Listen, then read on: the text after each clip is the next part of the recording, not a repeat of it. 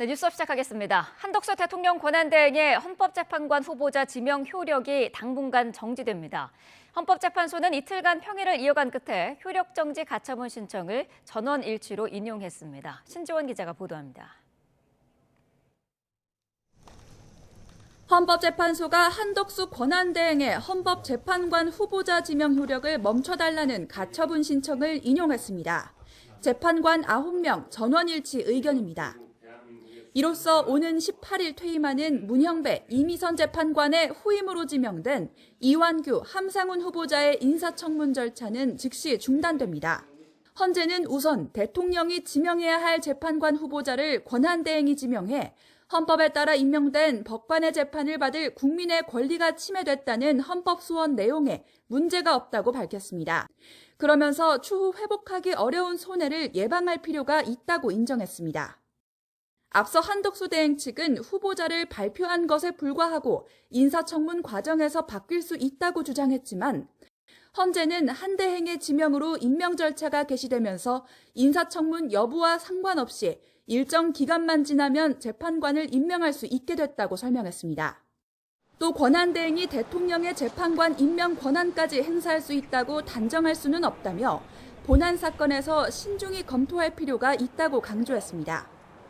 앞서 헌법재판소는 이달 새로 취임한 마은혁 재판관을 중심으로 이틀 연속 평일을 진행했습니다. 헌법소원과 권한쟁의 심판이 여러 건 접수됐지만 가처분은 일단 한 건에 대해서만 인용했습니다. 헌재가 문형배 이미선 재판관 퇴임을 불과 이틀 앞두고 후임 후보자의 지명 효력을 정지하면서 당분간 헌재는 또다시 7인 체제로 운영될 전망입니다. YTN 신지원입니다. 총리실은 헌재 결정을 존중한다면서도 본안 판단을 기다리겠다고 밝혔습니다. 정치권의 반응은 엇갈렸는데 더불어민주당은 즉각적인 후보자 지명 철회와 대국민 사과를 요구했습니다. 이종원 기자입니다. 헌법재판소의 가처분 인용 결정 직후 국무총리실은 한 줄짜리 짤막한 입장을 내놨습니다. 헌재의 결정을 존중한다며 본안의 종국 결정 선고를 기다리겠다고 밝혔습니다. 그러나 가처분 인용으로 한덕수 대행의 이완규, 함상훈 헌법재판관 후보자 지명은 8일 만에 효력이 정지됐습니다. 헌법소원 본안에 대한 판단이 남았다고는 하지만 재판관 전원일치로 가처분 신청이 인용된 만큼 총리실 내부에선 사실상 종국적 판단으로 받아들이는 분위기도 감지됩니다. 정치권 반응은 엇갈렸습니다. 더불어민주당은 본안 판단까지 갈 사안도 아니라며 한 대행의 후보자 지명 철회와 함께 대국민 사과를 요구했습니다. 대통령 몫의 헌법재판관 지명을 권한대행이 하겠다는 발상 자체가 애초에 어불성설이었다며 헌재의 내란 공범 혐의자를 알박기 하려는 인사 쿠데타였다고 목소리를 높였습니다. 혼란을 틈탄 그 어떤 알박기 시도나 월권 행위도 용납되지 않음을 명심하십시오.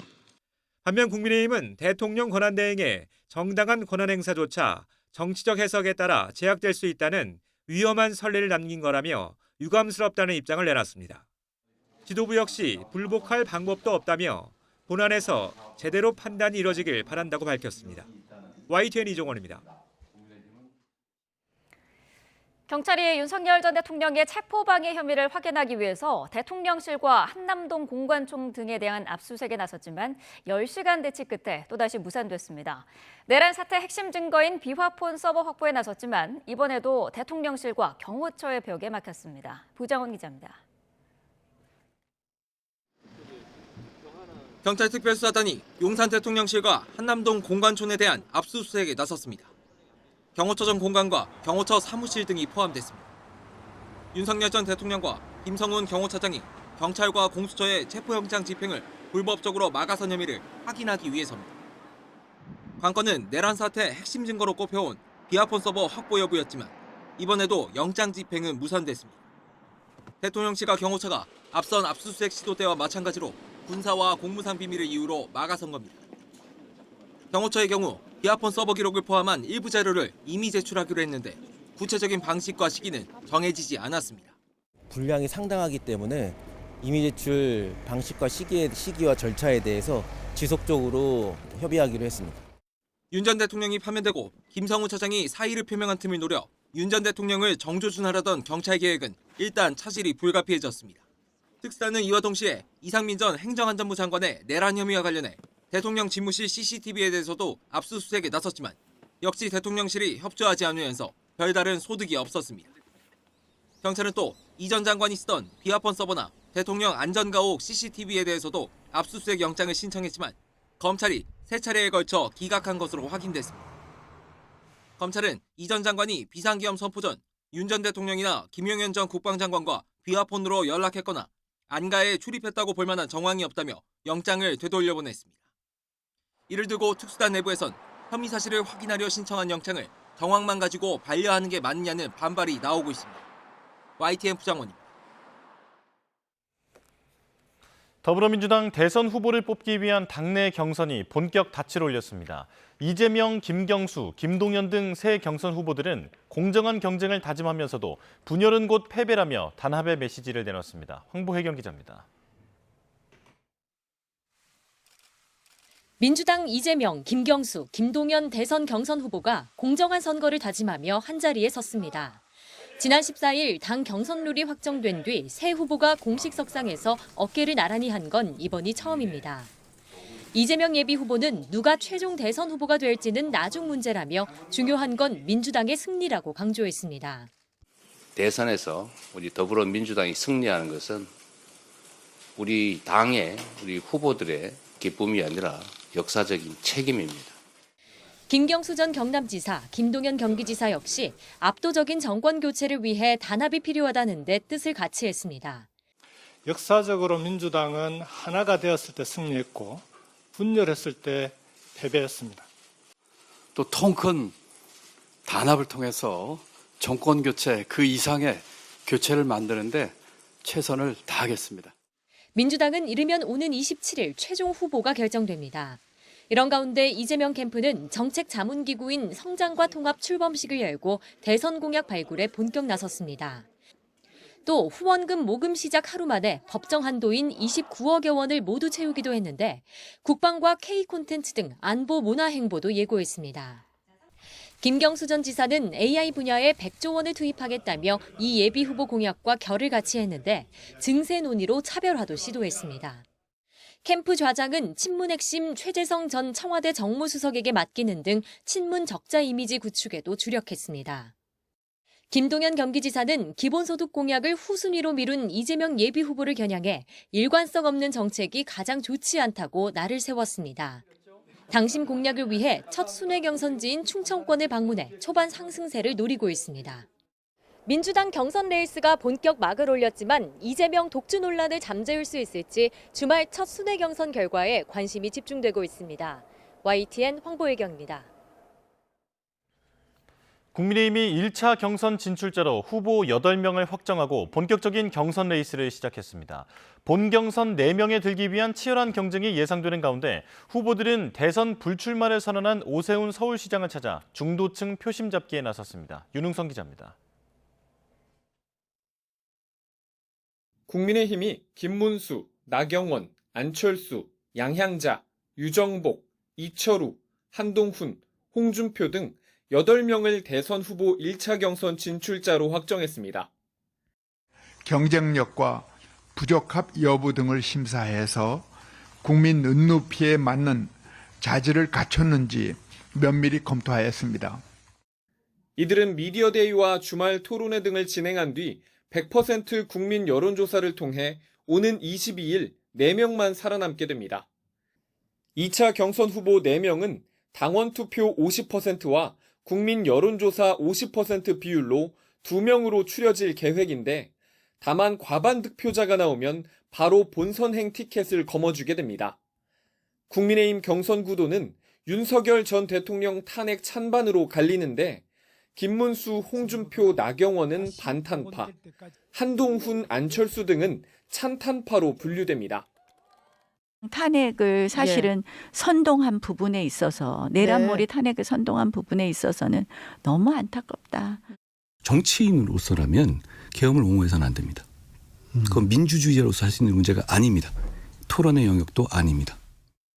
첨예한 입장차 속에서도 자신만이 민주당 이재명 예비 후보에 맞설 적임자라며 반 이재명 구호를 외치는 건 경선 전의 또 다른 관전 포인트입니다. 이런 가운데 후보들은 불출마를 선언한 오세훈 서울시장에게 잇따라 러브콜을 보내고 있습니다. 홍준표 전 시장을 시작으로 김문수 전 장관, 나경원 안철수 의원, 유정복 시장까지 오 시장과 회동했고 다른 후보들도 만남을 타진하고 있는 것으로 전해졌습니다. 이는 중도 확장성이 있다는 평가를 받던 오 시장의 지지를 받는다면 경선을 넘어 본선까지도 경쟁력을 키울 수 있을 거란 판단이 깔린 걸로 풀이됩니다. 오세훈 시장님 가장 첫 말씀은 저와 정치적 스탠스가 가장 비슷하다 그 말씀을 하셨습니다. 오 시장님께서는 그 비정상의 정상화라는 것을 기치로 내걸고 있는데 저도 그것은 똑같은 생각을 갖고 국민의힘 경선 후보들의 1차 목표는 8명 가운데 절반이 고배를 마시는 1차 경선을 일단 통과하는 겁니다. 역선택 방지 조항이 적용된 100% 국민 여론조사 규칙 아래 이른바 빅4에 들기 위한 치열한 눈치 싸움이 시작됐습니다. YTN 윤웅성입니다. 네, 계속해서 정치권 상황 짚어보겠습니다. 이창근 국민의힘 하남을 당협위원장, 이동학 전 더불어민주당 최고위원과 함께하겠습니다. 어서 오십시오. 네, 안녕하세요. 네. 자, 국민의힘 대선 1차 경선에 8명의 후보가 진출했습니다. 다음 주에 4명으로 압축이 되는데 여기에 누가 포함될지 벌써부터 전망들이 나오고 있더라고요. 어떻게 예상하십니까? 네, 사실 지금 현재 예측은 그간에 나온 여론조사 결과를 토대로 할 수밖에 없습니다. 네. 하지만 여론조사 결과의 추세를 쭉 봤을 때 3명은 이미 확정이 된 걸로 봐집니다. 네. 김문수, 홍준표, 한동훈. 하지만 오세훈 서울시장이 이제 불출마 선언을 하면서 한 자리가 비었습니다. 그 자리를 놓고 결국은 안철수 후보와 나경원 후보가 접전을 펼치지 않을까 이렇게 생각이 되는데요. 네. 하지만 저희 당의 1차 경선은 국민 경선입니다. 다시 말해서 그 국민 경선이라는 거는 당원들이 들어갈 수도 있고 당원들이 선정이 안 될 수도 있거든요. 네. 그렇다면 국민적인 정서에서 일반적인 국민의 시각에서 바라봤을 때 가장 근접한 후보가 좀 더 유리하지 않을까 이렇게 추천해 봅니다. 네. 그 얘기는 결국은 윤 전 대통령의 계엄과 탄핵 사태와 결부될 수밖에 없고요. 네. 그리고 얼마만큼 국민들이 원하는 비전을 보여주냐의 문제거든요.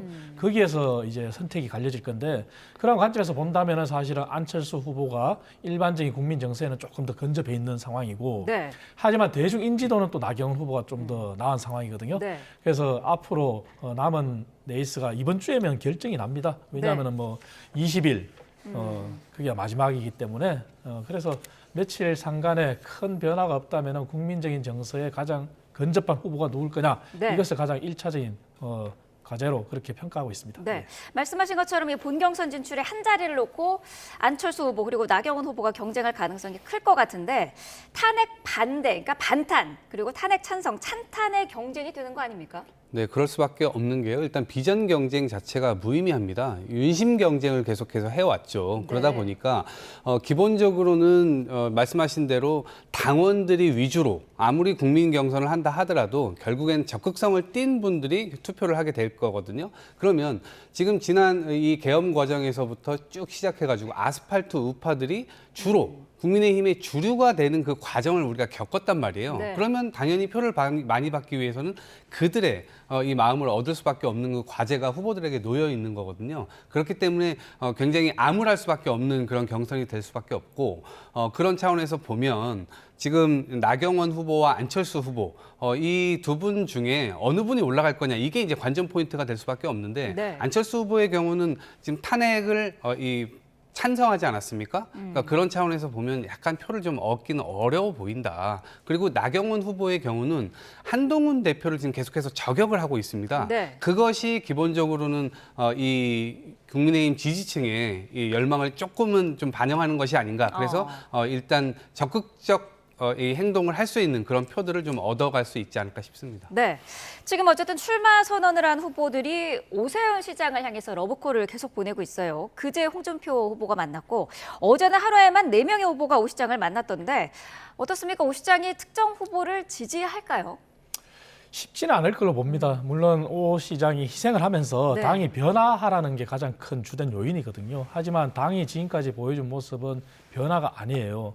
윤 전 대통령한테도 국민들이 기대했던 것은 정말 진솔한 사과였거든요. 하지만 오세훈 시장이 윤 전 대통령을 대신해서 사과를 했다고 해도 무방합니다. 네. 그 정도로 당이 표피를 깎는 아픔을 겪을 정도로 변해야 된다 이런 주문했는데 이 경선 과정에서 얼마만큼 변화할까 그거는 참 의문이에요. 그리고 오 시장이 말한 본인의 가치관, 본인의 정치 그러한 비전을 가장 실현하는 후보가 함께 손을 잡고 백의종군하겠다 그렇게 말씀하셨지만 네. 경선 과정에서는 그게 얼마만큼 나타날지는 의문입니다. 그래서 지금 현재 오 시장이 쉽게 뭐 누구를 지지한다 이렇게 하기보다는 오 시장의 희생이 헛되지 않으려면은 후보들도 앞장서서 지금 끊임없이 통찰하고 반성하고 국민들한테 사죄를 해야 됩니다. 네. 그리고 비전을 제시해야 됩니다. 그런 과정을 거쳐야지만 오 시장의 희생이 값지게 되고 오 시장도 아마 마음을 정해서 정권 재창출을 위해서 백의종군을 할 수 있는 그런 발판이 되겠지만 네. 하지만 후보들이 그러지 않고 여전히 저희 당내에 논란이 되고 있는 윤심 논란이라든지 그리고 아직까지 극복하지 못한 계엄과 탄핵 이 굴레에서 과거에서 벗어나지 못하면은 당이 미래가 없다고 봅니다. 그래서 미래를 향해 나아가는 그러한 모습을 후보들이 먼저 보여주고 네. 그러고 난 다음에 오 시장이 희생을 토대로 오 시장이 정말 지지해서 정권 재창출할 수 있는 그러한 토대를 마련하는 게 우선이다. 그래서 지금 현재 상황에서 아직까지 오 시장이 누구를 특정 후보를 지지하기는 쉽지 않다. 그렇게 보고 있습니다. 네. 그 이후에라도 오 시장이 특정 후보를 지지를 하게 되면 그 파급력은 어느 정도가 될 거라고 보시나요? 아무래도 플러스 알파가 있겠죠. 그런데 오세훈 후보의 입장에서 오세훈 시장의 입장에서는 그런 일을 하지 않을 것 같습니다. 네. 그게 무슨 국정에 도움이 된다든지 그렇게 해야 되는데 그게 안 될 겁니다. 왜냐하면 다른 후보들은 일단 오 시장이 아니기 때문에요. 아무리 그렇게 달려 들어가도 오 시장 입장에서는 모두를 다 만날 수밖에 없어요. 그러면 모두의 것은 사실 누구의 것도 아니거든요. 오세훈 시장의 입장에서는 약자와의 동행이랄지 이런 것들을 공약을 강조하기도 했는데 또 강조한 게 있어요. 다른 후보자들이 그 지점은 약간 간과하는 것 같아요. 뭐냐면 윤석열 대통령 관련해서 이게 국정이 중단됐고 그리고 큰 실망을 안긴 데 대해서 국민들께 사과하고 사죄해야 된다. 이 말을 했단 말이에요. 그거는 받아들이지를 않아요. 그러니까 다 오 시장을 만나러 가가지고 약자와의 동행, 저도 원래 그런 생각을 했었습니다.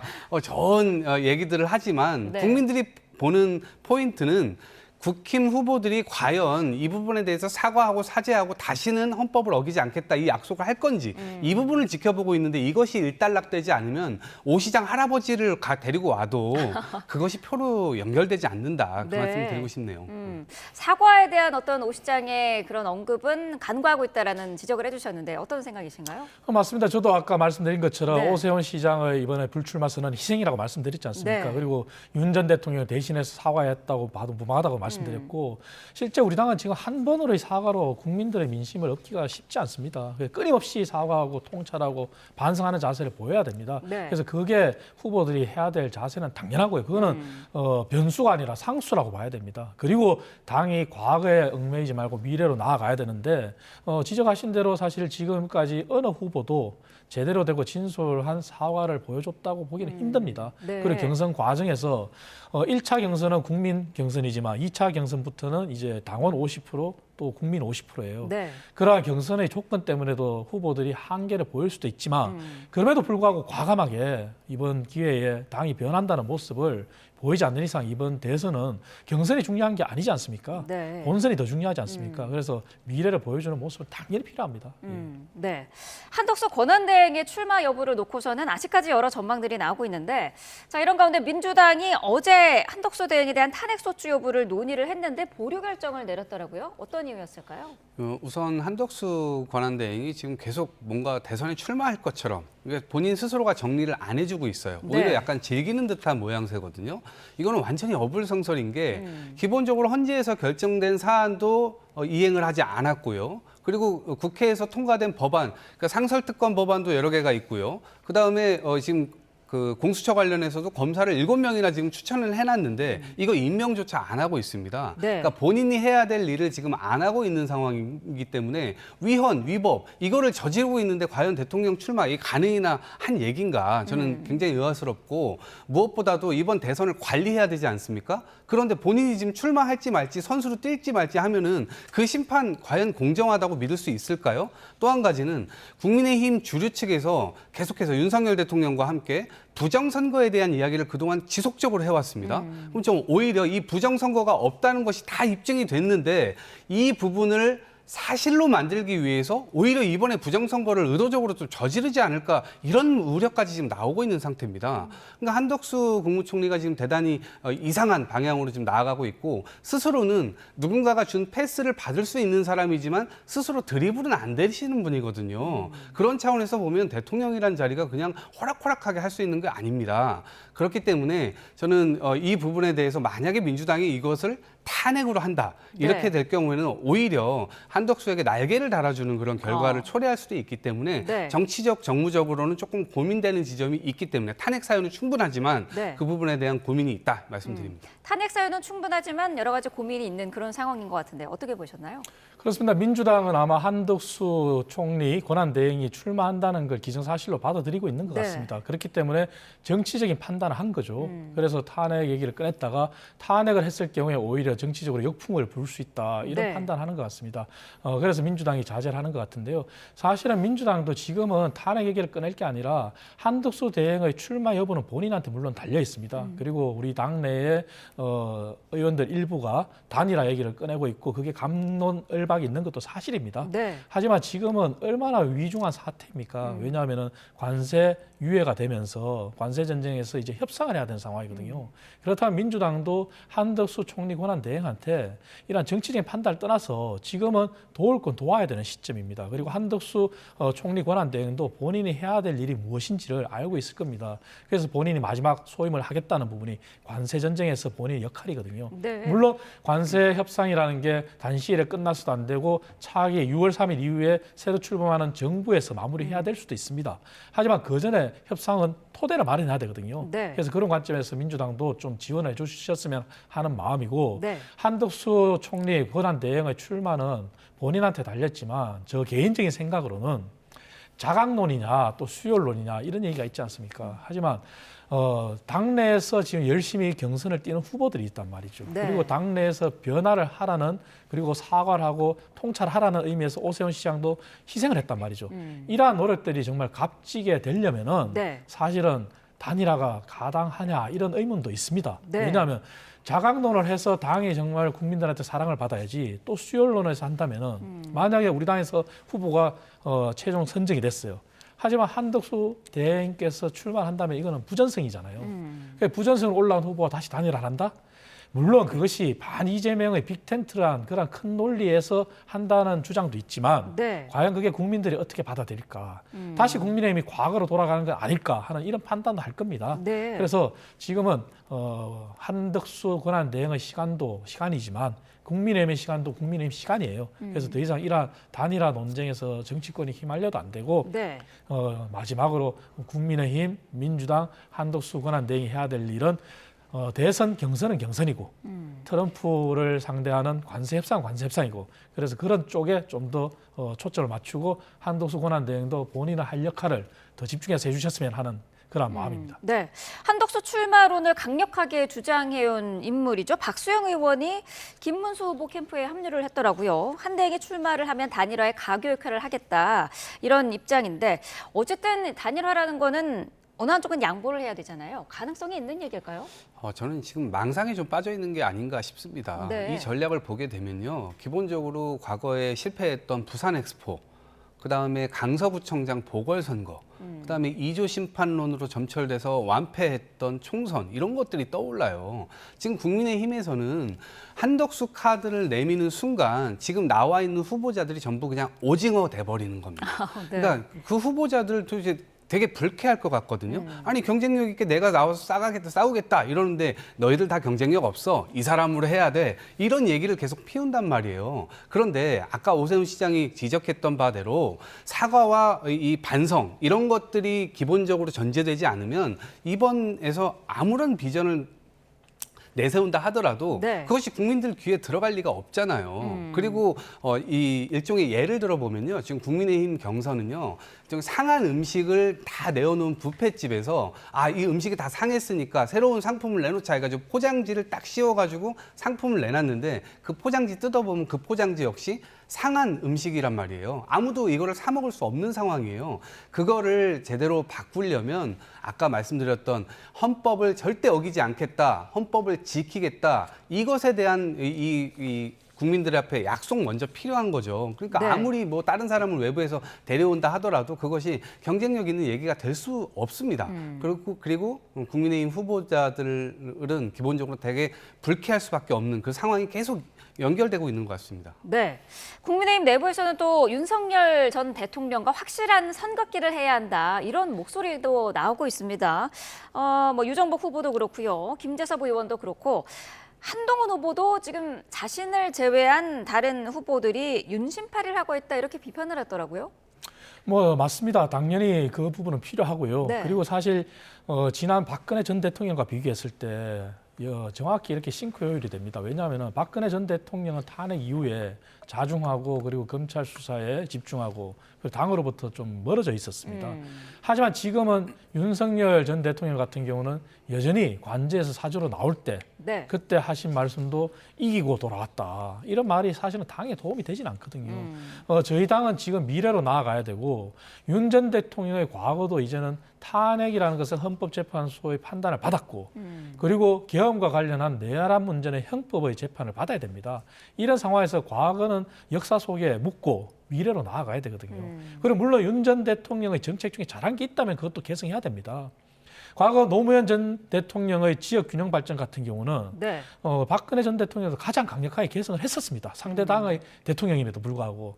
그러한 관점에서 접근해야지 윤석열 전 대통령을 등에 업고 경선을 띄고 윤석열 전 대통령의 지지층이 있으니 그 지지층을 바라보고 당이 경선을 한다. 이것은 사실 당이 미래로 못 나아가는 거거든요. 네. 그래서 당이 지금도 과거에 머물면 안 되고 미래로 나아가야 됩니다. 네. 그리고 윤 전 대통령은 이제 과거의 역사의 인물이 됐고요.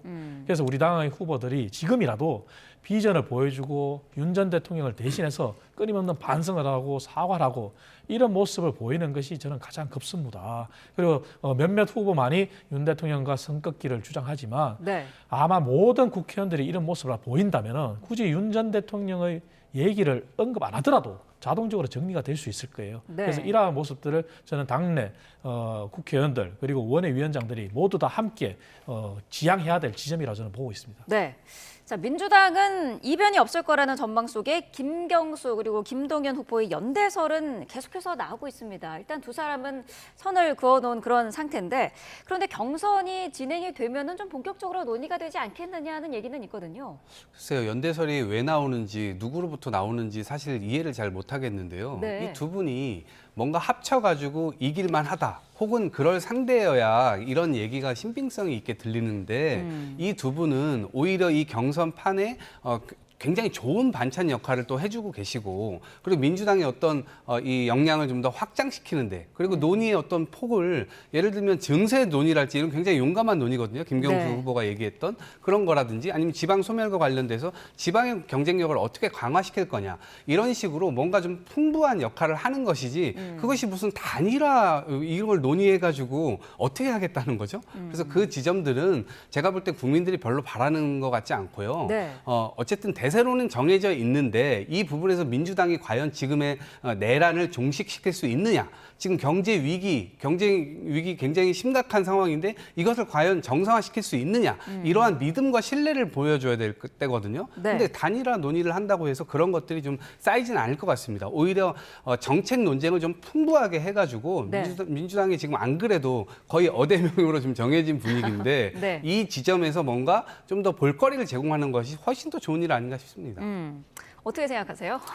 민주당은 뭐 이래나 저래나 이재명 전 대표가 후보가 되는 것은 뭐 당연한 사실인 것 같습니다. 네. 그래서 민주당이 그간에 이제 경선룰도 과거의 룰에서 바꿨지 않습니까? 그러한 부분도 사실은 이재명 전 대표가 후보가 되는데 날개를 달아주는 격이라고 저는 보고 있거든요. 네. 그래서 순회 경선을 한 일주일간 하지만 어떠한 형태로 가든 간에 이재명 대표가 되는 것은 뭐 이정사실이다. 네. 그렇게 보고 있고, 다만 민주당이 뭐 남의 당 얘기지만 국민들한테 지지를 받고 하려면은 김동연 지사가 지적한 것처럼 이재명 전 대표도 후보로서 정책이 오락가락해서는 안 될 것이다. 네.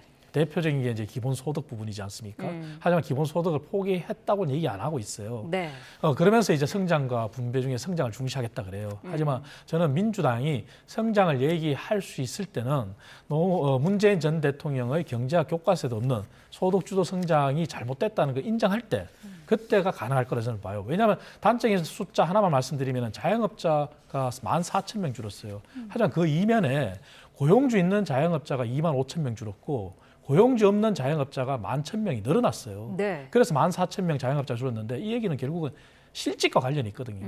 그래서 이게 결국 소득주도 성장의 역설인 최저임금의 급격한 현상 네. 그리고 경기 침체 이게 결부돼 있는 거거든요. 그래서 이재명 대표가 좀 더 뭐 지지를 받기 위해서는 정말 일관되게 자당의 후보가 지적한 것처럼 정책을 보여주고 본인이 성장을 얘기할 수 있을 정도로 잘못된 정책은 잘못됐다고 지적하는 게 필요하다. 네. 그렇게 보고 있습니다. 네, 빅텐트론에 대해서는 어떤 의견이신지도 궁금한데 일단은 보수 진영에서 흘러나오고 있는데요. 반명을 기치로 보수 그리고 민주당 내의 그 비명까지도 뭉칠 수가 있을까요? 이것도 망상에 좀 불과하다고 보는데 기본적으로는 지금 내란 종식이 안 된 상태고요. 국민의힘이 반성과 성찰, 이거 잘못했다, 이거 끊어주지를 못하고 있는 상황이고 1호 당원인 윤석열 대통령이 여전히 그 당에 당당하게 지금 남아있는 상황입니다. 이런 상태에서 지금 후보자들 역시도 그 선을 못 긋고 있는 상태거든요. 오히려 윤심을 지금 자극하는 그런 윤심 파리를 지금 하고 있는 상태예요. 네. 그런데 거기에 내란 종식이 되지 않았는데 굳이 내란 세력으로 편입될 이유가 있나요? 다른 후보자들한테? 그럴 이유가 전혀 없죠. 오히려 그건 너무나 바보 같은 현상이죠. 오히려 저는 양양자 전 의원 그런 점에서 굉장히 비판을 하고 싶은데 갑자기 국민의힘에 뛰어들어가서 거기서 경선을 하겠다고 하면 과연 그게 누가 그 박수를 쳐주겠습니까? 역사적으로 굉장히 큰 오점이 될 것이고요. 그런 일들은 빅텐트라 할지라도 전 그건 허용되지 않을 것 같고 네. 오히려 텐트는커녕 기둥 하나 세우지 못한 결과가 된다. 그래서 내란에 대해서 반성하고 사죄하고 다시는 헌법 어기지 않겠다. 이 약속이 중요한 거지.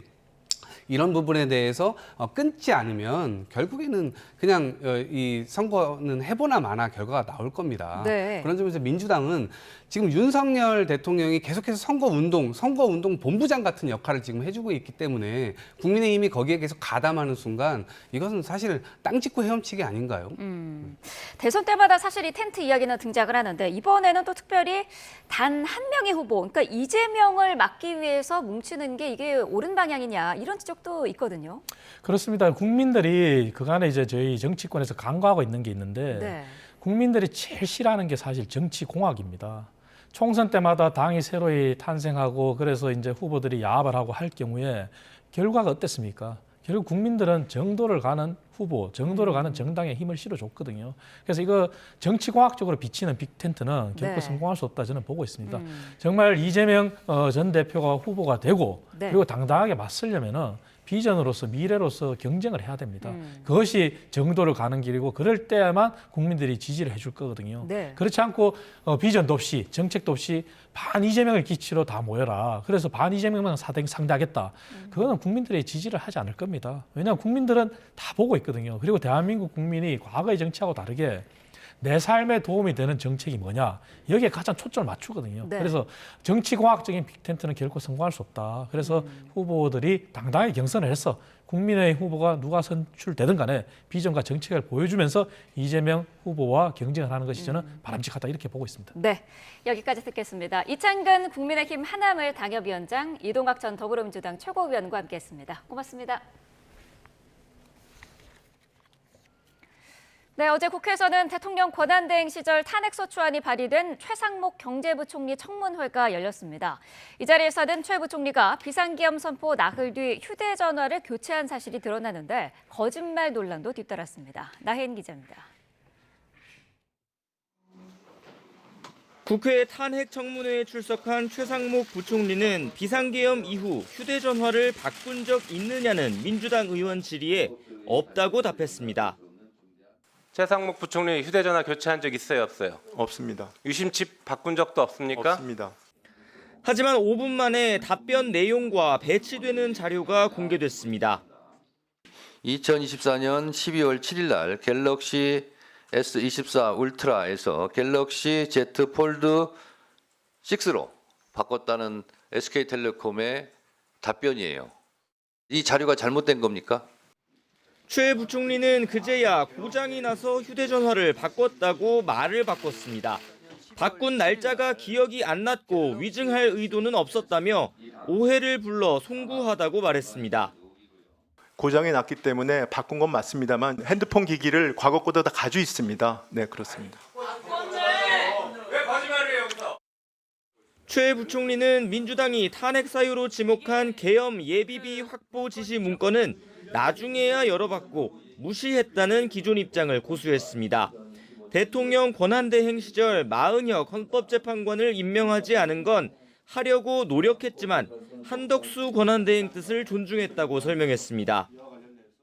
전임자가 여야 합의를 요구하셨기 때문에 제가 그 부분은 존중해야 한다는 생각을 했습니다. 국민의힘은 비슷한 사유로 직무가 정지됐던 한덕수 대행 탄핵이 이미 기각되지 않았느냐며 재탕, 삼탕, 스토킹 탄핵이라고 반발했습니다.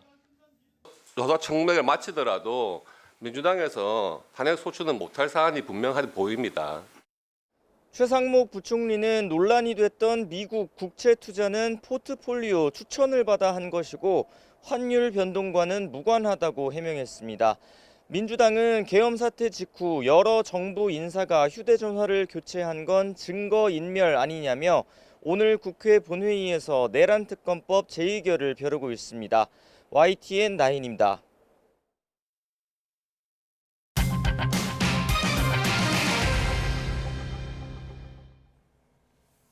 정부가 오늘 내년도 의대 정원을 발표하는데 증원 전으로 돌아간 3,058명이 될 것으로 보입니다. 하지만 정원 동결의 조건이었던 의대생들의 수업 복귀는 아직 이루어지지 않은 상황이라서 특혜 논란이 예상됩니다. 염혜원 기자입니다. 정부가 내년도 의대 증원은 하지 않는 것으로 사실상 방침을 확정했습니다. 교육부는 2026학년도 의대 모집 인원을 지난 2024년과 같은 3,058명으로 결정해 발표할 것으로 보입니다. 한덕수 대통령 권한대행과 교육부, 복지부 등 관계부처가 모인 비공개 회의에서 이 같은 방침을 확정한 거로 전해졌습니다. 의대가 있는 전국 40개 대학 총장들도 회의를 열고 정부의 정원 동결과 빠른 확정을 건의했습니다. 학생들이 다 등록을 하고 이제 복귀를 하고 있습니다만 그런 상황들 좀 종합적으로 판단을 해서 또 중요한 것은 이제 의료 현장 또 대학 현장의 목소리입니다. 그런 목소리들을 좀 더 경청을 해서 최종적으로 결정하도록 하겠습니다. 다만 교육부가 증원하지 않는 조건으로 내걸었던 학생들의 수업 복귀는 이뤄지지 않고 있습니다. 의대생들이 등록금을 낸 뒤 수업 거부 투쟁을 계속하는 거로 방침을 정하면서 대학마다 유급 처분도 이어지고 있습니다. 때문에 학생들이 돌아오지도 않았는데 교육부가 증원 방침을 철회하는 건 문제라는 지적도 나옵니다. 학사 유연화 등 구제 조치가 없다던 공언에도 정부가 한 발 더 물러설 경우 다른 대학생들과의 형평성 논란도 불거질 수 있습니다. 더욱이 의료계는 여전히 내년 1년만이 아닌 증원 전면 백지화를 요구하고 있어서 정부의 이번 조치로 의정 갈등 해결의 물꼬가 트일지는 미지수입니다. YTN 염혜원입니다. 경기 광명시 신안산선 지하터널 공사 현장 붕괴 사고로 실종됐던 50대 근로자 1명이 사고 닷새 만에 끝내 숨진 채 발견됐습니다. 지하 20m 지점에서 발견됐는데 토사물이 많아 1시간 반에 걸친 작업 끝에 수습을 마치고 병원으로 옮겨졌습니다. 배민혁 기자의 보도입니다. 신안산선 지하터널 붕괴 사고 실종자인 50대 근로자 A씨가 사고 닷새 만에 숨진 채 발견됐습니다. 굴착기와 크레인으로 잔해물을 드러낸 소방당국은 구조대원 40명과 구조견 7대를 투입해 구조작업을 벌였고 오후 6시 반쯤 내시경 카메라를 통해 A씨의 신체 일부를 확인했습니다. 그리고 그로부터 1시간 반 만에 켜켜이 쌓인 토사물을 드러내고 시신을 최종 수습했습니다. 교육 컨테이너 부근까지 최종 수색하였습니다. 20시 11분경 실종자를 수습하여 중앙대 광명병원으로 이송 중에 있습니다. A씨는 발견 당시 분교 현장 지하 약 21m 지점에 있었는데 현장 상황이 열악해 바깥으로 옮겨 상태를 확인하기까지에는 상당한 시간이 걸렸습니다. 수습된 A씨 시신은 사고 현장 인근에 있는 중앙대학교 광명병원으로 옮겨졌고 유가족에게 인계됐습니다. 앞서 지난 11일 오후 3시 10분쯤 경기 광명시 일직동에서는 포스코 ENC가 시공 중인 신안산선 복선전철 지하터널 공사 현장이 상부도로와 함께 무너졌습니다. 이 사고로 애초 2명이 고립됐는데 20대 굴착기 기사 1명은 사고 13시간 만에 무사히 구조됐지만 A씨는 사고 발생 1시간여 뒤부터 아예 위치 추적이 불가능해 수색의 난항을 겪었고 사고 닷새 만에 끝내 숨진 채 발견됐습니다. YTN 배민혁입니다. 최근 굴착 공사장 인근에서 연이어 집안 치마 사고가 발생하는 것과 관련해 국토교통부가 4월 말부터 5월까지 대형 굴착 공사장 특별 대점검을 실시합니다. 국토부는 다음 주 행정안전부, 지자체, 한국지반공학회 등이 참석하는 8차 TF회의를 개최해 지자체의 지하 안전관리 실적을 점검한다며 이같이 밝혔습니다. TF회의에서는 또 대규모 굴착 공사장 집안 치마 사고 대응 계획 등을 공유해 정부와 지자체가 협력해 지하 안전관리를 강화해 나갈 계획입니다. 경기도 수원에서 카페 사장을 막무가내로 폭행하고 흉기로 위협까지 한 형제가 경찰에 붙잡혔습니다. 포장 주문만 가능하다는 안내에 홧김에 범행을 저지른 것으로 조사됐습니다. 이현정 기자입니다. 한 카페 앞에서 50대 남성이 주인의 멱살을 잡고 길거리로 끌어냅니다. 아무리 말려도 아랑곳하지 않고 이리저리 흔들어댑니다. 분을 못 이긴 듯 드러눕기까지 합니다. 이번엔 다른 60대 남성이 흉기를 들고 주인을 위협합니다. 얼굴을 밀쳐버리기도 합니다. 이들이 카페 주인을 폭행하고 위협한 건 포장 주문만 가능하다는 안내 때문이었습니다. 저는 마감 시간이니 테이크아웃만 된다고 말씀을 드렸어요. 때린 거보다 칼이 더 무서웠죠, 솔직히. 그 후부터는 사실 엄청난 많은 생각이 안 나요. 형제 사이인 이들은 경찰에서 영업 종료가 가까우니 매장에선 음료를 마실 수 없다는 설명에 화가 나 범행을 저질렀다고 말했습니다. 카페 근처 이웃에게 난데없는 폭행을 당한 주인은 불안감을 떨치지 못하고 있습니다. 아내가 찔리는 꿈, 아이가 찔리는 꿈 계속 이것만 꾸고 있는 거예요. 입원하라는데 어떻게 입원을 해요? 자영업이고 그다음에 생업인데. 그건 쉽지 않은 일이죠. 경찰은 피해 주인에게 긴급 112 신고가 가능한 스마트워치를 지급하고 안전보호 조치를 취하기로 했습니다. 또 이들 형제를 폭행과 특수협박 혐의로 입건해 조사하고 있습니다. YTN 이현정입니다. 서울 서부지방법원은 오늘 음주운전과 불법 숙박업 혐의로 기소된 문재인 전 대통령의 딸 다혜 씨에 대한 1심 선고를 내립니다. 앞서 문 씨는 지난해 10월 술을 마신 뒤 서울 이태원에 있는 도로에서 운전하다가 사고를 낸 혐의를 받습니다. 또 서울 영등포구와 제주 등에서 불법 숙박업소를 운영한 혐의를 받고 있습니다. 경찰이 늦은 밤 길가에 세워진 테슬라 전기 픽업 트럭을 망가뜨린 남성을 쫓고 있습니다. 사건 사고 소식 권준수 기자입니다. 어두컴컴한 새벽 길거리를 걸으며 담배를 피우던 남성이 갑자기 멈춰섭니다. 그러다 옆에 있던 차량의 사이드 미러를 발로 세게 찹니다. 피해를 본 차량은 고가의 테슬라 전기 픽업 트럭입니다. 트럭을 소유하고 있는 병원 측은 파손 사실을 알게 된 뒤 경찰에 신고했는데 남성은 아직 잡히지 않았습니다. 경찰은 남성을 체포하는 대로 재물손괴 혐의로 입건할 방침입니다. 지하철역으로 들어가는 에스컬레이터에서 검은색 외투를 입은 남성이 앞사람 가방에서 무언가를 슬쩍 꺼냅니다. 출퇴근 시간대를 노려 현금 30만 원을 훔친 모습입니다. 경찰에 붙잡힌 50대 남성은 전과만 12차례 있는 소매치기 범으로 출소한 지 6개월 만에 또 범행했습니다. 경찰은 남성을 구속한 뒤 검찰에 넘겼습니다. 검은색 옷을 입은 사람들이 경찰과 함께 줄을 맞춰 서 있습니다. 서울의 마지막 성매매 집결지인 이른바 미아리 텍사스 지역에서 법원이 명도 집행에 나섰습니다. 일부 철거민이 반발해 마찰이 빚어졌지만 다친 사람은 없는 것으로 알려졌습니다. 미아리 텍사스촌이 있는 서울 성북구 신월곡 일대는 재작년부터 재개발이 추진되고 있습니다. YTN 권준수입니다. 부모와 처자식 등 일가족 5명을 살해한 50대 가장에 대해 경찰이 구속영장을 신청했습니다. 경기 용인 서부경찰서는 살인과 존속살인 등의 혐의로 A씨에 대한 구속영장을 신청했다고 밝혔습니다. A씨는 지난 14일 오후 용인시 수지구의 아파트 자택에서 80대 부모와 50대 아내, 10대와 20대 두 딸 등 가족 5명을 살해한 혐의를 받습니다.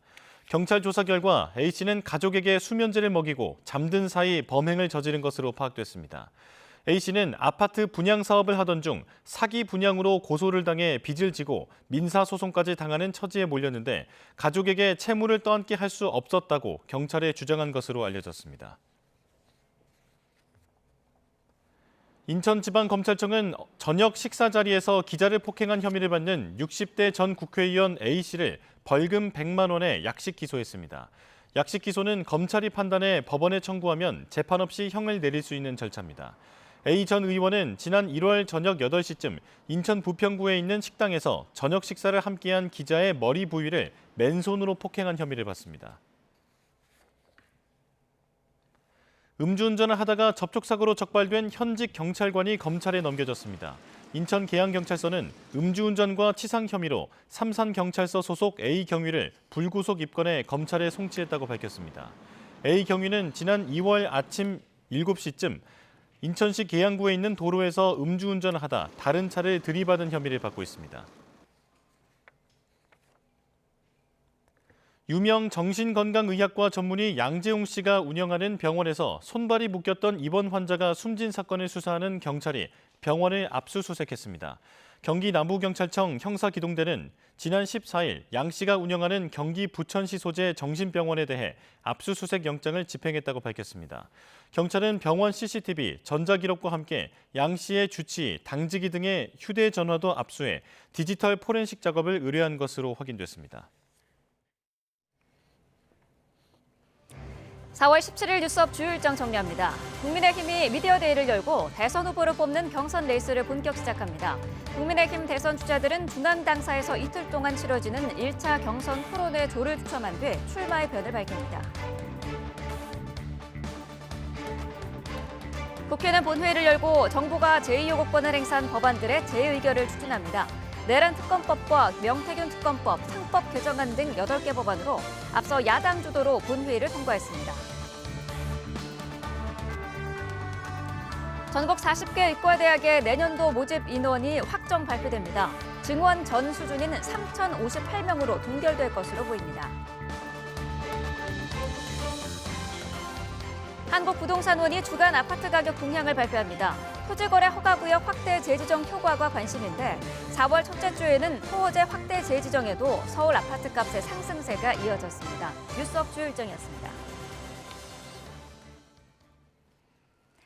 한국은행이 오늘 금융통화위원회를 열고 기준금리를 결정합니다. 금리는 올해 들어 지난 2월 한 차례 인하됐고 현재 연 2.75%입니다. 내수 부진과 미국발 관세 전쟁으로 금리 인하 필요성이 크지만 트럼프 행정부의 오락가락 관세 정책으로 환율이 널뛰게 하면서 인하가 부담이라는 분석이 지배적입니다. 이에 따라 금리 동결에 무게가 실리는 가운데 한국은행이 실제로 어떤 결정을 할지 주목됩니다. 미국 중앙은행인 연준 의장은 트럼프 관세로 인한 충격이 예상보다 클 거라며 인플레이션과 저성장을 우려했습니다. 중국 관세 대응에 보복 성격으로 내놓은 새로운 반도체 수출 규제로 뉴욕 증시는 급락했습니다. 워싱턴 권중기 특파원입니다. 제롬 파월 연준 의장은 관세 인상 수준이 예상보다 훨씬 높다며 연준의 고민을 털어놨습니다. 적어도 일시적인 인플레이션이 불가피한 데다 경기 둔화도 우려된다는 겁니다. The level of tariff increases announced so far is significantly larger than anticipated, and the same is likely to be true of the economic effects, which will include higher inflation and slower growth. 파월 의장은 관세 인상으로 인한 부담을 지는 건 결국 미국 국민들이라고 지적했습니다. Unemployment is likely to go up as the economy slows in all likelihood, and inflation is likely to go up as tariffs find their way, and some part of those tariffs come to be paid by the public. 다만 아직은 상황을 지켜볼 여력이 있어 당장 금리를 인하하진 않겠다고 밝혔습니다. 민주당 대권주자로 꼽히는 게빈 뉴섬 캘리포니아 주지사는 트럼프 관세에 소송을 제기했습니다. 미국에서 경제 규모가 가장 큰 캘리포니아주가 막대한 피해를 입게 된다며 트럼프를 법정에 세우겠다고 말했습니다. No state is poised to lose more than the state of California. 뉴욕 증시는 중국에 대한 새로운 반도체 수출 규제 영향으로 일제히 하락했습니다. 중국 수출에 타격을 입게 된 반도체 대장주 엔비디아는 7% 가까이 떨어졌습니다. 파월 의장이 금리 인하와 또 거리를 둔 것도 주가 하락에 영향을 미쳤습니다. 월스트리트저널은 트럼프가 엔비디아를 관세 전쟁의 최대 협상 카드로 쓰면서 반도체 산업이 흔들리고 있다고 지적했습니다. 워싱턴에서 YTN 권중입니다. 미 트럼프 행정부의 관세 정책의 불확실성과 글로벌 무역 갈등 속에 대표적인 안전자산인 국제 금값이 고공행진을 이어갔습니다. 로이터 통신은 미 동부 시각으로 오후 2시 45분 기준 금 현물 가격은 전장 대비 3.61% 상승한 온스당 3,338.43달러에 거래됐습니다. 금 현물은 한때 온스당 3,350달러 선을 찍어 사상 최고치를 기록하기도 했습니다. 미중 간 관세부과 맞대응 기조에 안전자산 선호 심리가 이어지는 상황에서 달러화가 약세를 보인 것도 금값 상승 요인으로 작용했습니다. 관세 폭주를 이어가고 있는 트럼프 대통령 또 파격적인 발언을 내놨습니다. 오늘 열리는 미국과 일본의 관세 협상장에 직접 들어가겠다고 밝힌 겁니다. 당초 오늘 회담엔 미국 측에선 스콧 베센트 재무부 장관 그리고 제이미슨 그리어 미국 무역대표부 대표가 참석하기로 하고 일본 측에서는 아카자와 류세이 경제재생상이 참석할 예정이었죠. 이른바 급을 맞추는 게 무엇보다 중요한 국가 간의 협상에서 대통령이 장관급 협상에 함께 참여하겠다고 나선 겁니다. 조금 전 일본 대표단을 면담한 직후에 올린 글에서는 본 협상을 하기도 전부터 일본과 큰 진전을 이뤘다고 밝히기도 했는데요. 트럼프 대통령은 또 관세 협상 주요 의제 중 하나로 주일 미군 주둔과 맞물린 군사 지원 비용 문제를 꼽았습니다. 예상치 못한 파격수의 일본은 테이블에 앉기도 전부터 주도권을 빼앗길 위기에 놓인 거죠. 미국과의 협상을 앞두고 미일 협상에 촉각을 곤두세우던 우리로서도 당혹스러울 수밖에 없습니다. 특히 트럼프 대통령이 직접 등장해 주한미군 방위비 인상 여부에 관여할 가능성도 제기되는 상황. 정부는 현재 협상 의제에는 방위비가 포함되지 않았고 협상의 형식도 정해진 게 없다고 밝혔는데요. 미국이 협상을 서두르고 있는 만큼 다음 주로 전망되는 협상 준비에도 비상이 걸릴 것으로 보입니다. 이어서 이승은 기자의 보도입니다. 일본 대미 협상 대표가 미국으로 향한 날, 미국 재무부는 최상목 경제부총리에게 베선트 미국 재무장관과의 회담에서 통상 등의 협의를 하자고 제안했습니다. 다음 주 주요 20개국 재무장관 회의 참석차 미국을 방문하는 최 부총리에게 금융 외환 관련 논의를 넘어 통상 문제를 다루자고 제안한 겁니다. 안덕근 산업부 장관도 이르면 다음 주 워싱턴 DC를 방문해 미 당국자들과 관세 협상에 나서는 방안을 조율하고 있었습니다. 이에 따라 다음 주 미국에서 양국 재무통상수장이 한자리에 앉을 가능성이 있습니다. 정부는 아직 구체적인 참석자와 일정이 결정된 것이 없다고 밝혔습니다. 중국을 제외한 국가의 상호관세 부과를 90일 유예한 미국은 가장 먼저 협상을 타결하는 사람이 최고의 합의를 하게 된다며 우리나라와 일본, 영국, 호주, 인도 5개국과의 합의를 서두르고 있습니다. 하지만 어떤 나라가 어떤 조건을 제시할지 모르는 상황에서 서두르지 않는 게 유리하다는 제언이 나옵니다. 먼저 조건을 제시하는 사람이 뭔가 이렇게 기준이 되면서 다른 사람에게는 더 좋은 조건을 제시하라고 압박을 할 용도로 이런 발언을 한 것으로 보이기 때문에요. 선제적으로 더 뭔가 과다한 조건을 제시하게 될 가능성도 크다. 이래서 조급한 나라가 제일 먼저 좋은 조건을 제시할 가능성이 크다. 최 부총리는 섣불리 어떤 약속을 하는 단계는 아니고 현재 준비하고 있는 협상 의제에는 방위비가 포함되지 않는다고 언급했습니다. 중앙정부에서 어떤 것을 원하는지에 대한 건 아직 명확치 않기 때문에 저희가 지금 하는 단계는 뭐냐면 LNG라든지 그다음에 조선, 그다음에 무역 균형 관련된 부분들에 대해서 책임 있는 미국의 당국자들과 협의를 해서 그분들이 어떤 것에 관심이 있고 또 관심 있는 부분들을 우리랑 어떤 틀에서 협상을 할지에 대한 것을 이제부터 논의를 해야 되는 겁니다. 미국의 압박에 한미 협의가 본격화되겠지만 대통령 권한대행 체제에서는 협상 기반 마련에 주력하고 주요 사안은 새 정부에서 결정될 것이라는 관측이 나옵니다. YTN 이승은입니다. 세계 올해의 자동차에 기아의 소형 전기차 SUV인 EV3가 세계 올해의 전기차에 현대차의 캐스퍼 일렉트릭이 선정됐습니다. 현대자동차는 관세에 대비해 미국 현지 생산을 늘릴 예정이지만 한국 공장에서의 가동률도 최대한 높이겠다고 강조했습니다. 뉴욕에서 이승윤 특파원입니다. 세계 3대 자동차상으로 꼽히는 세계 올해의 자동차상. 미국 뉴욕 오토쇼에서 기아의 소형 전기차 SUV인 EV3가 최고의 자리에 올랐습니다. We're also very proud of the Kia EV3 with its strong visual character, class-leading functionality, and advanced digital technology.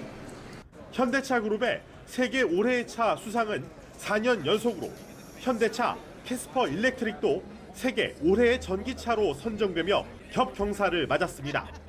호세 무뇨스 현대차 사장은 트럼프 대통령의 자동차 관세 부과에도 자동차 가격의 대폭 인상은 없을 것으로 내다봤습니다.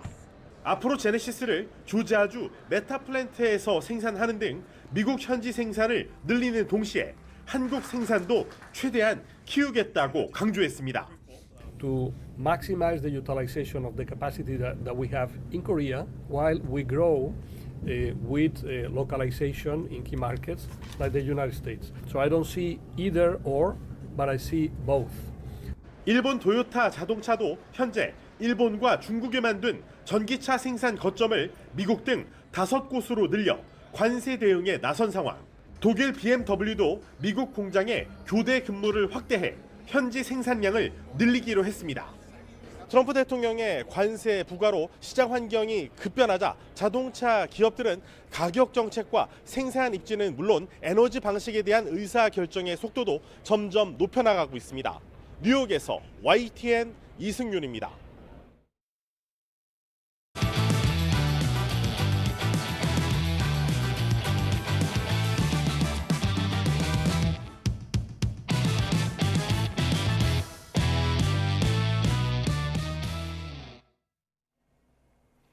제21대 대통령 선거를 향해 경쟁할 양당의 경선 후보들이 확정됐습니다. 당의 대표 주자로 선택받기 위한 차별화 움직임에 나설 것으로 보이는데요. 각 당의 분위기와 오늘 움직임까지 살펴보겠습니다. 3파전이 확정된 더불어민주당의 이재명, 김경수, 김동연 후보. 어제는 손을 맞잡고 한 목소리로 단합을 외쳤습니다. 민주당의 승리는 역사적 책임이다. 민주당은 하나였을 때 승리했고 분열했을 때 패배했다. 치열하게 경쟁하고 통 크게 단합하자. 자신을 드러내기보단 승리라는 공통 분모를 강조했죠. 오늘부터는 본격적으로 차별화에 나섭니다. 이재명 후보는 대전 국방과학연구소를 방문해서 K-방산 육성을 강조하며 중도 확장을 노리고 김경수 후보는 탄소 중립 간담회를 열어 친환경 행보에 나섭니다. 김동연 후보는 어제에 이어 오늘도 충청에서 중원 공략에 공을 들입니다.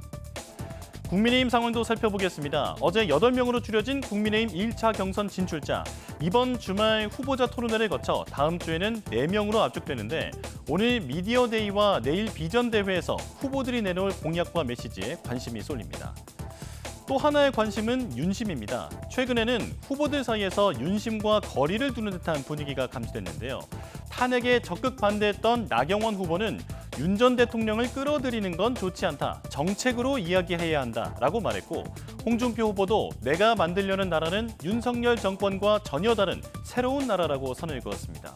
일찍이 탄핵에 찬성했던 한동훈 후보는 지금은 민심이 윤심보다 5천만 배 중요하다고 강조했죠. 민심도 당심도 중요한 이번 경선에서 후보들의 셈법도 복잡할 것으로 보입니다.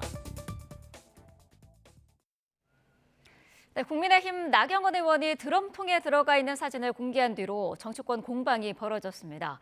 일각에서 주장하는 이재명 공포증을 빗댄 건데 민주당은 나 의원이 극우 프레임을 그대로 실어 나르고 있다면서 강력히 반발했습니다. 박정현 기자입니다. 국민의힘 대선 경선 후보인 나경원 의원이 SNS에 올린 사진입니다. 직접 드럼통 안에 들어간 사진과 함께 드럼통에 들어갈지언정 절대 굴복하지 않겠다고 적었습니다. 민주당 이재명 예비후보를 겨냥한 겁니다. 드럼통이 공포를 얘기하는 거고요. 이재명 대표와 관련된 사건에서 많은 분들이 극단적인 선택을 한 것을 보통 그렇게 비교를 하는데요. 민주당은 나 의원이 악의적 조작 프레임을 유포한다며 거세게 반발했습니다. 드럼통은 일부 강성보수 커뮤니티에서 이 예비후보를 비꼬아 부르는 상징물이라며 공당의 대선 주자가 극우 프레임의 확대 재생산에 동참하고 있다고 쏘아붙였습니다. 나 의원 측과 극우 커뮤니티 사이의 연계가 의심된다며 법적 조치도 예고했습니다. 단순한 게시를 넘어 일베 콘텐츠의 공식적 활용 정황이 드러난 것입니다. 특정 정당 후보에 대한 악의적 조작 프레임을 유포하는 행위입니다. 나 의원은 드럼통이 대체 이 예비후보에게 어떤 의미길래 이렇게들 긁힌 건지 모르겠다고 비꼬았습니다. 많은 국민이 이 예비후보의 잔인한 면모와 주변에 석연치 않은 죽음을 두고 공포정치를 우려하는 게 사실이라고 맞섰습니다. 또 자신이 대통령이 된다면 드럼통이 아닌 국민의 꿈을 실현해주는 드림 대통령이 되겠다고 강조했습니다.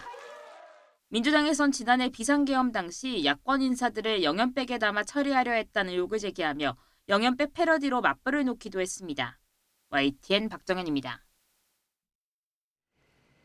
국민의힘에서는 한덕수 대통령 권한대행의 차출론이 좀처럼 사그라들지 않는 분위기입니다. 한덕수 출마론을 강력 주장해온 현역 의원의 선택지는 김문수 전 장관 캠프였는데 다른 주자들의 날선 반응도 이어지고 있습니다. 임성재 기자의 보도입니다. 한덕수 대통령 권한대행의 대선 출마를 주장해온 국민의힘 박수영 의원이 김문수 전 장관 선거 캠프에 전격 합류했습니다. 대선 경선 이후 혹시 모를 김 전 장관과 한대행의 단일화 가능성을 부인하지 않으며 자신이 가교 역할을 하겠다는 뜻도 숨기지 않았습니다.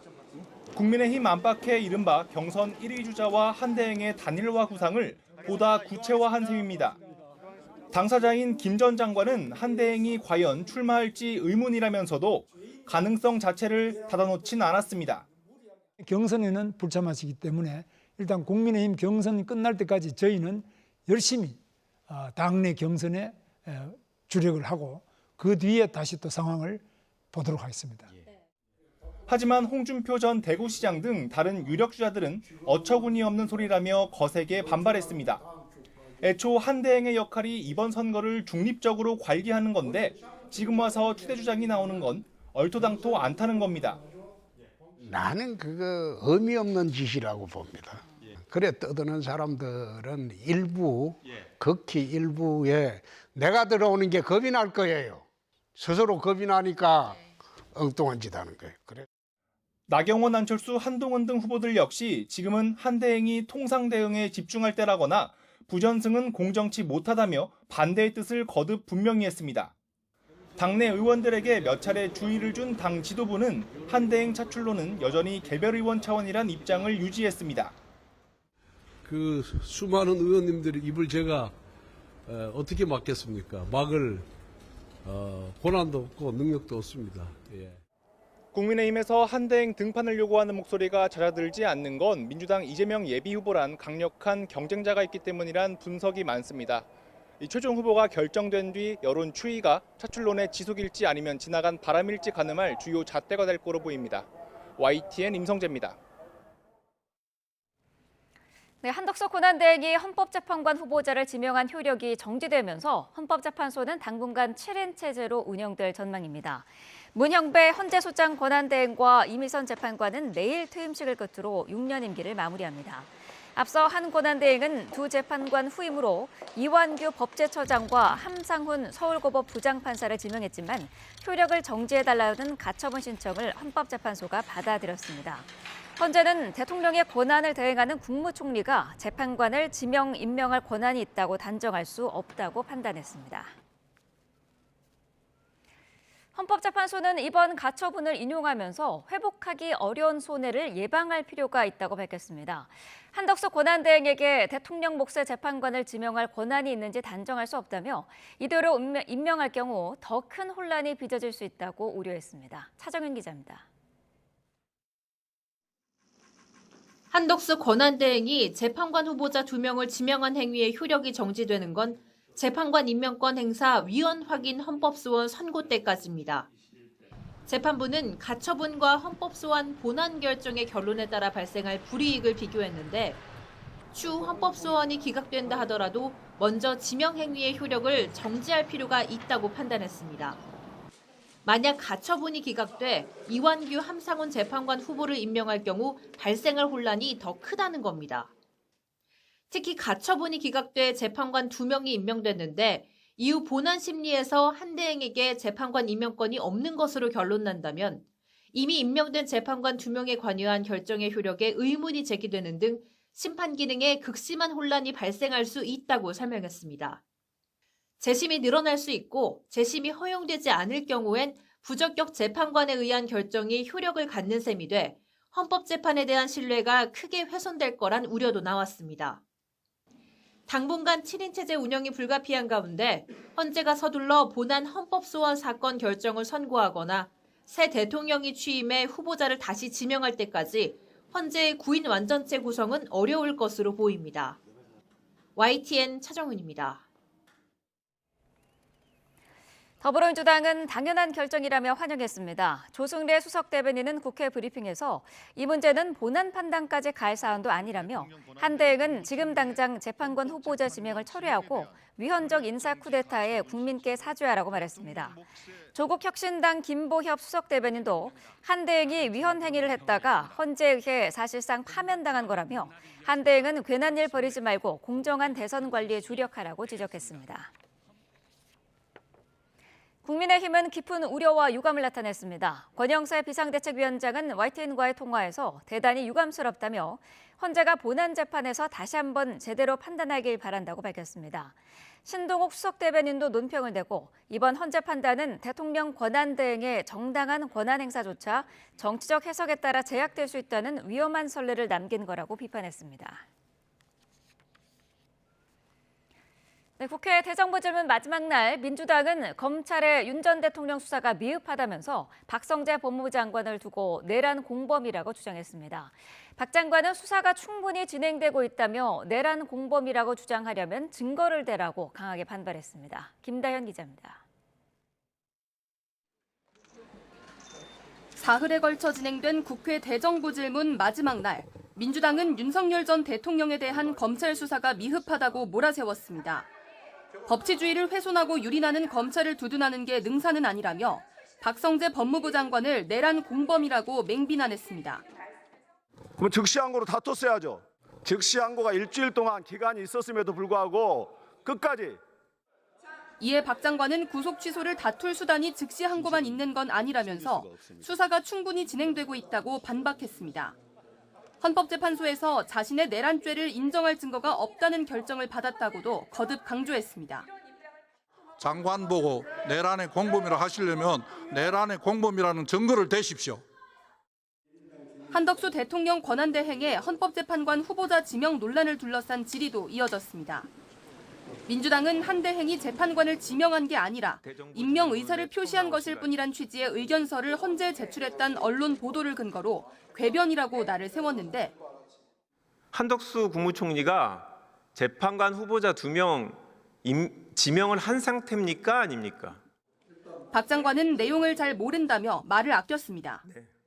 그 부분이 지금 의원님께서 말씀하신 내용하고 대선 전초전격이었던 사흘간의 국회 대정부 질문에서도 충돌과 대치가 거듭되면서 의정 갈등이나 연금 개혁 등 민생 현안은 상대적으로 뒷전으로 밀린 것 아니냐는 비판도 나옵니다. YTN 김다현입니다.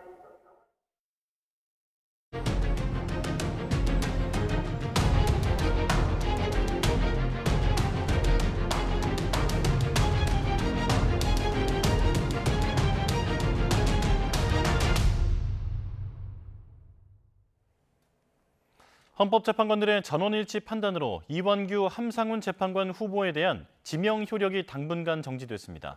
헌재는 이대로 재판관이 임명되면 더 큰 혼란이 발생할 수 있다고 했는데요. 어떤 얘기인지 이고은 변호사와 짚어보겠습니다. 어서 오십시오. 안녕하세요. 네. 자, 재판관 지명 효력 정지 9대 0으로 가처분을 인용했습니다. 자, 어떤 얘기를 들면서 이 전원 일치가 나왔나요? 네, 총 3가지의 사유를 법원이 들어서 이 가처분 신청을 인용하는 결정을 내놓았습니다. 일단 첫 번째로 이 신청인은 자신이 받고 있던 이 헌법재판이 있었는데 지금 이 한덕수 권한대행이 대통령의 권한인, 즉 대통령의 이 지명의 몫인 3인 중에 2인의 헌법재판소 재판관들의 이 후보자를 지명하고 임명을 하게 되면 어떤 헌법과 법률에 정한 이 적법한 절차에 의해서 선출된 법관으로부터 내가 공정한 재판을 받을 수 있는 권리가 해쳐질 수 있다라면서 헌법소원을 먼저 이야기를 했고요. 그리고 가처분 신청을 낸 것입니다.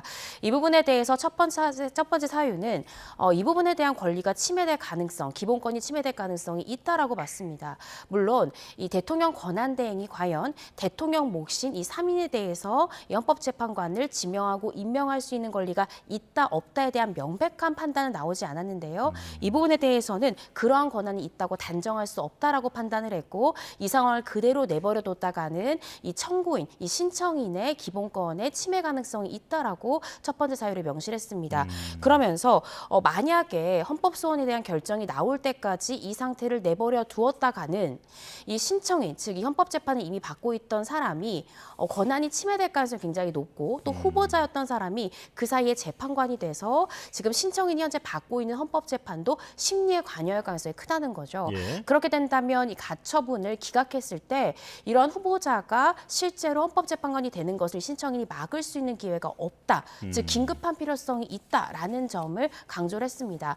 또 마지막 사유로는 결과적으로 만약에 이 가처분 신청을 기각을 한다라고 하고 헌법소원에 대한 심리를 진행하게 되면 이 헌법소원에 대한 결과는 수개월이 걸리잖아요. 그 사이에 이 후보자는 재판관이 될 것이고 그럼 그 재판관은 굉장히 많은 헌법재판의 결정에 관여를 할 것입니다.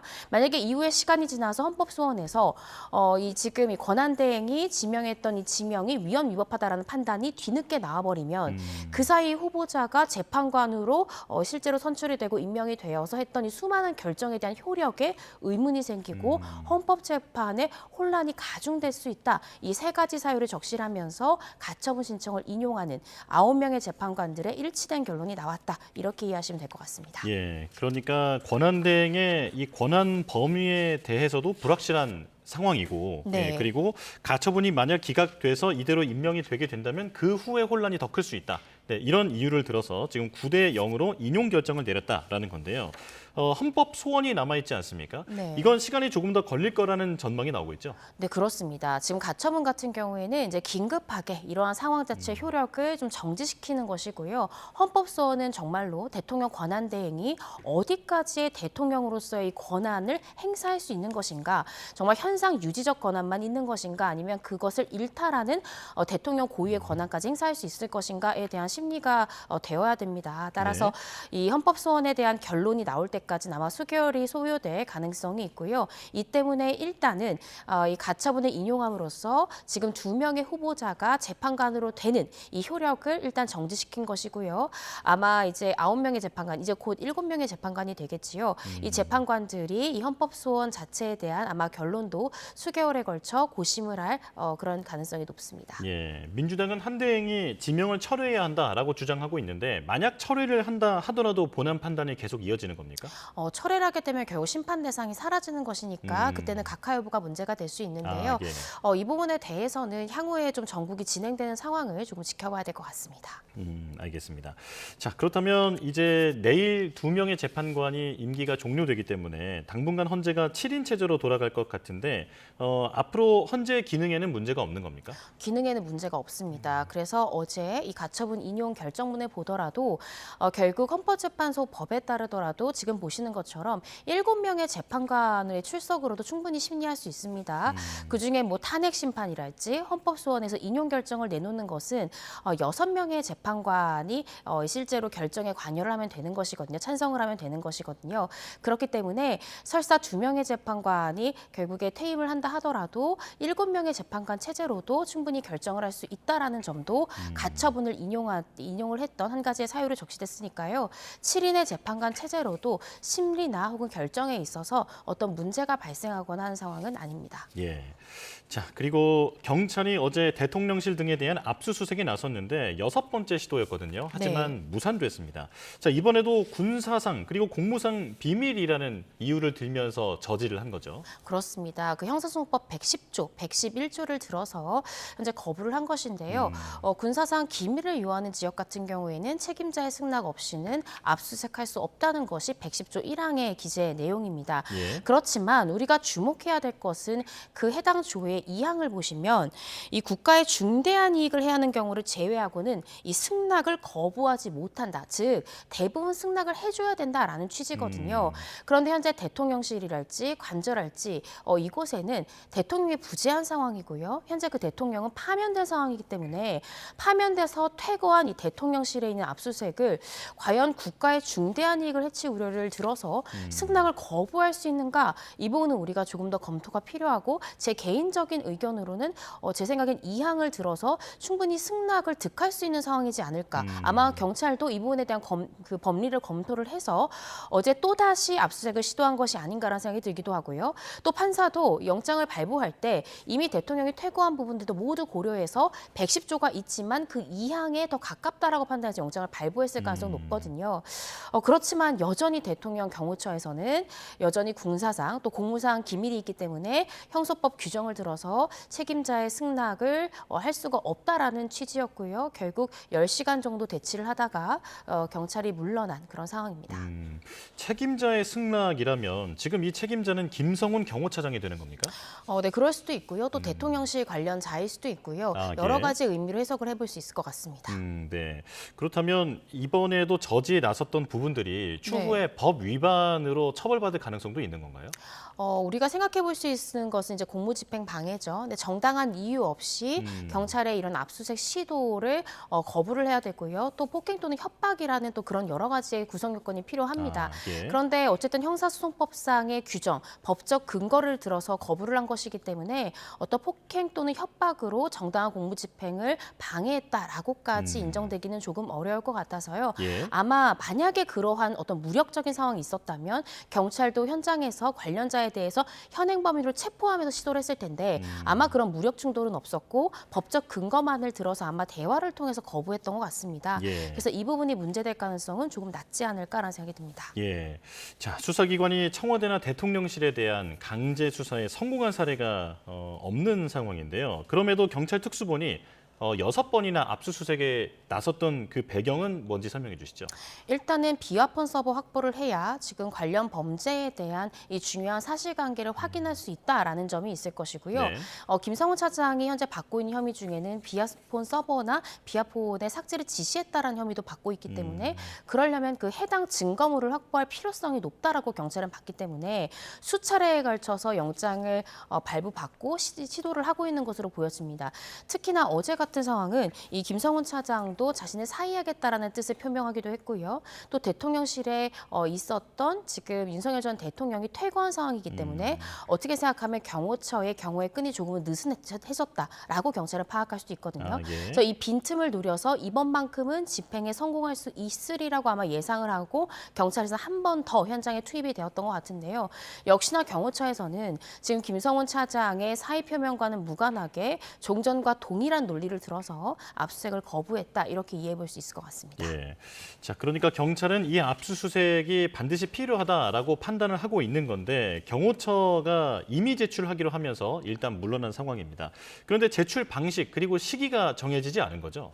네, 아마 추후에 그런 부분에 대해서 논의할 것으로 보여지는데요. 이전에도 압수수색 시도를 했지만 결과적으로 대통령실에서 우리가 임의 제출하겠다고 하고 일부 자료에 대해서만 임의 제출했습니다. 아마 그것은 수사기관에서 확보하고 있을 것이라 것이라고 예상되는데요.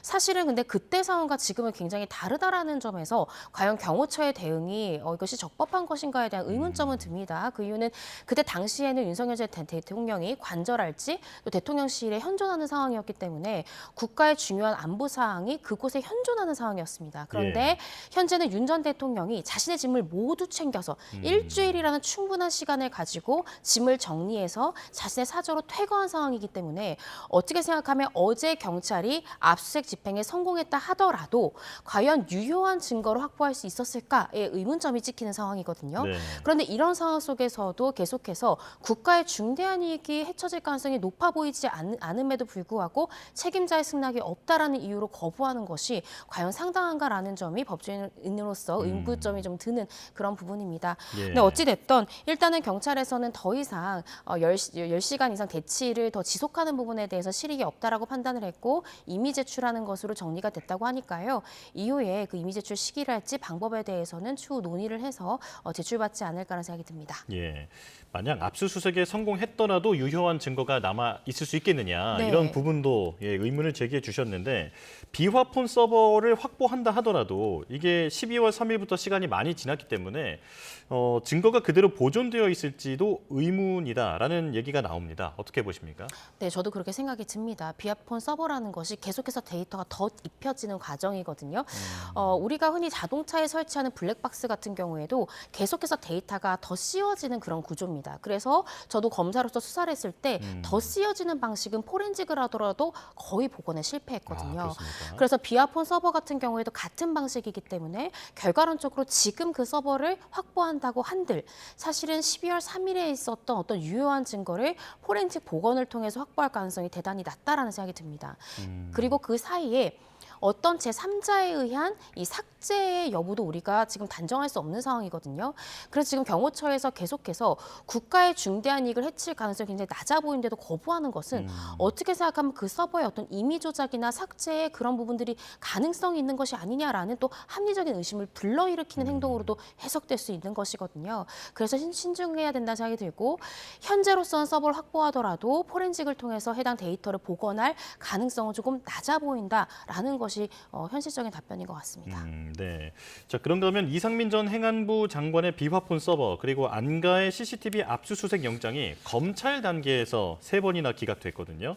검찰의 반려 이유는 뭐였습니까?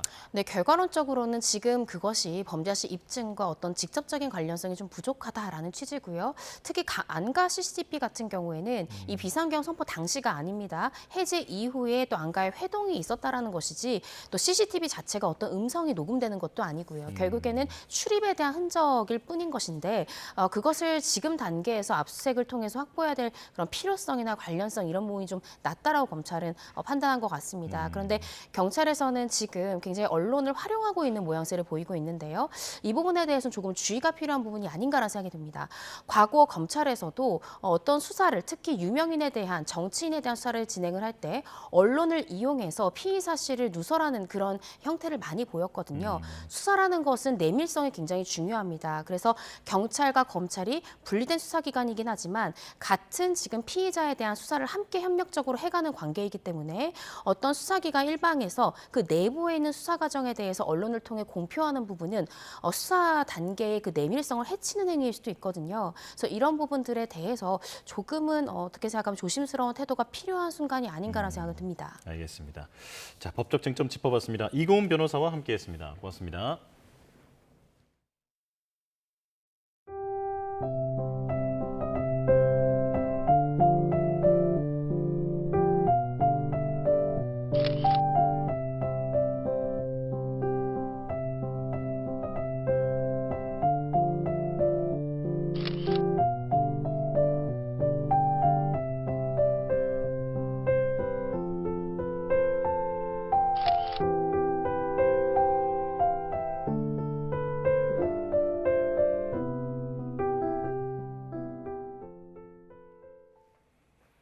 최근 연예인들이 관찰 예능이나 개인 SNS로 사생활을 공개하는 게 자연스러운 일이 됐죠.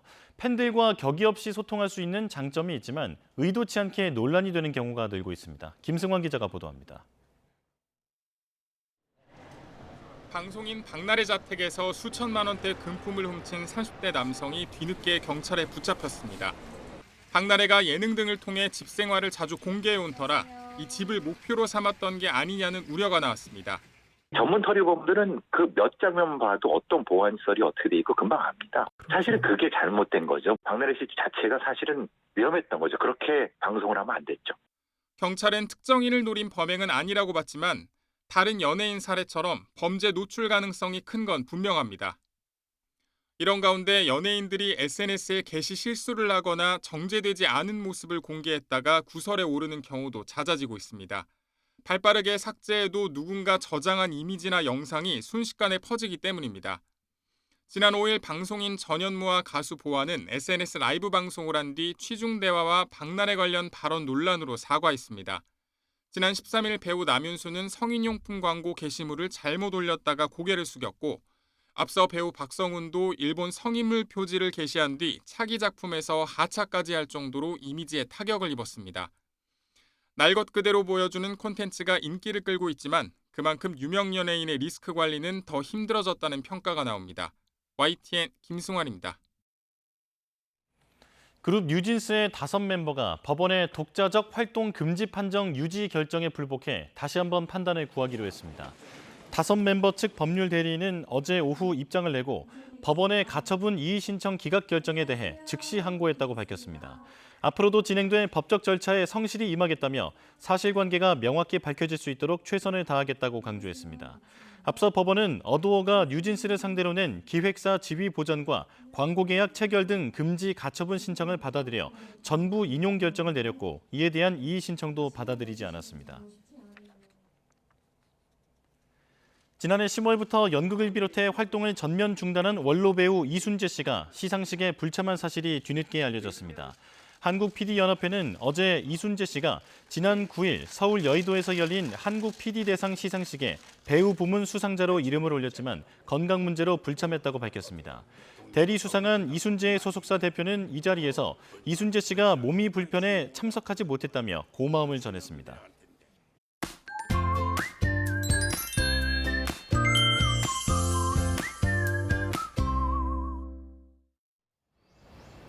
오늘 하늘은 흐리지만 날이 무척 따뜻하겠습니다. 따뜻한 서풍이 불어들면서 오늘 아침 출근길 공기도 온화했는데요.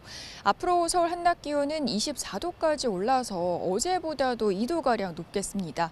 이 기온만 보면 5월 하순에 해당하는 따뜻한 날씨로 이 계절의 시계가 무려 한 달 이상 앞서 나가는 건데요. 오늘 나오실 때는 가벼운 외투만 걸치셔도 충분하겠습니다. 오늘 공기는 따뜻하겠지만 하늘에 구름이 다소 많겠습니다. 수도권과 강원도는 흐린 가운데 늦은 오후부터 밤사이 영서에는 요란한 비가 지나는 곳이 있겠습니다. 전국적으로 바람도 강하게 불겠습니다. 특히 오늘 오전까지 전남 서해안과 남해 서부 먼바다에, 오후부터는 동해 중북부 먼바다에 특보 수준의 강풍이 불겠고요. 이 제주도와 제주 남쪽 바다에서는 종일 바람이 강하겠습니다. 오늘 아침 대부분 지역에서 어제보다 10도가량 높은 기온으로 출발했는데요. 한낮에는 서울 24도, 대전 27도, 안동과 대구 25도로 아침보다도 10도가량 더 올라서 초여름 같은 기온을 보이는 곳도 있겠습니다. 당분간 일교차 큰 따뜻한 봄 날씨가 계속되겠고요. 주말인 모레에는 전국에 비가 내리겠습니다. 양은 5에서 20mm로 많지 않겠지만 중부지방을 중심으로 벼락과 돌풍을 동반하겠습니다. 오늘 전국적으로 대기질은 양호하겠습니다. 다만 황사가 우리나라 상공을 지나면서 일부 지역에서는 영향을 받을 가능성이 있으니까요. 호흡기 약하시다면 대기 정보를 잘 확인해 주셔야겠습니다. 지금까지 서울 상암동에서 YTN 고은재입니다. 뉴스원 목요일 순서 마칩니다. 내일 다시 뵙겠습니다. 고맙습니다.